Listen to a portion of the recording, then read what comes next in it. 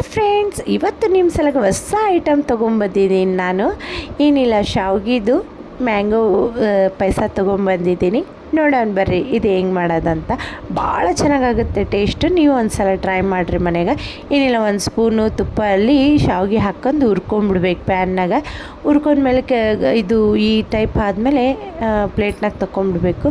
ತೊಗೊಂಡ್ಮೇಲೆ ಒಂದು ಗ್ಲಾಸು ನೀರು, ಒಂದು ಗ್ಲಾಸು ಹಾಲು ಹಾಕ್ಕೊಂಬಿಡ್ಬೇಕು. ಇದು ಕುದಿಯೋಕೆ ಇಡಬೇಕು.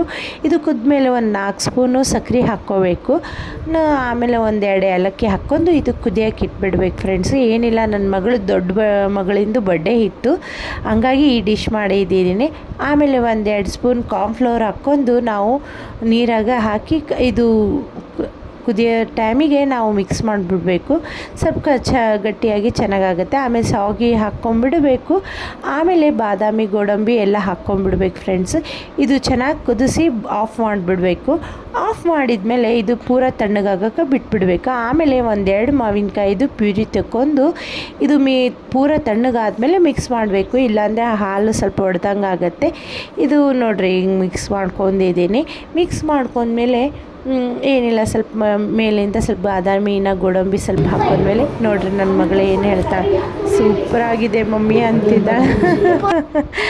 ಆಯಿತಾ, ಇಬ್ಬರು ಸೂಪರಾಗಿದೆ. ಮತ್ತೆ ಮುಂದಿನ ವಿಡಿಯೋಲ್ಲೇ ಸಿಗ್ತೀನಿ. Bye friends.